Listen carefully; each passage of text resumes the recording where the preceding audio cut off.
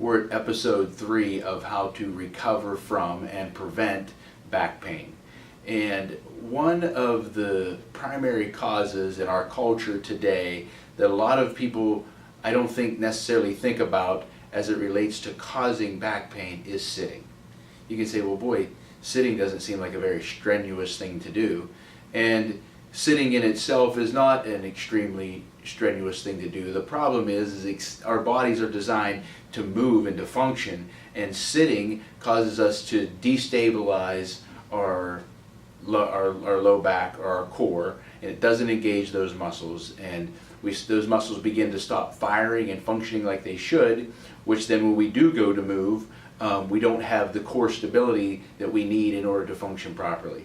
And this is effective for our neck as well as our low back and in between our shoulder blades. So I'm going to go ahead and sit down in this chair, and if you look at me sitting in this chair, as I sit here in this position, I have now disengaged my core, which I don't need to stabilize.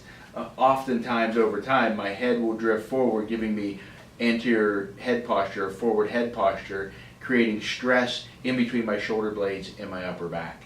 And posture is a subconscious activity. We can't just, if you had to sit and think about your posture all day long, you wouldn't be able to do anything else. So what we're going to recommend to you is this. We don't want to sit for extended period of time.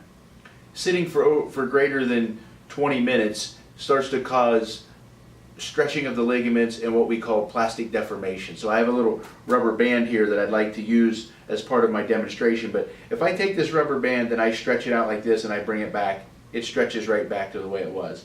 But if I take this rubber band and I stretch it out and I hooked it onto something and I left it like that for, let's say, a week, and I took it off of there, what would happen? This rubber band wouldn't come back. It wouldn't stretch the whole way back. That's what happens to the ligaments and the tendons of our spine and our back and of our body whenever we sit in a posture for a long period of time.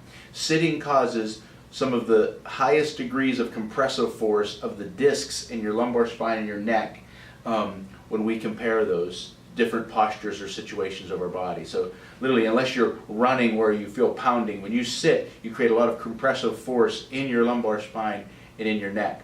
Over time, when you sit for extended period of time, let's say 1, 2, 3 hours at a time, you start to cause that plastic deformation or that stretching out of your ligaments and tendons, and they don't come back like they should. And when that happens, it leads to poor biomechanics, increased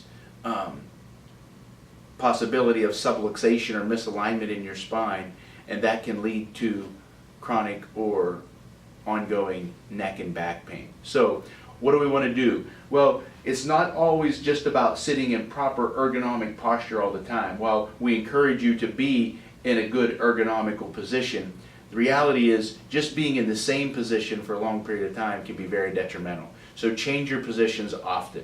So, shift your weight, change your position, stand up and walk around, go pick up a piece of paper off of a copier, or go get yourself a drink, or do something to change your posture on a regular basis so you're not sitting in one consistent posture for greater than 20 minutes. I hope that helps you, and you can use that as a tool to help you recover and prevent back pain.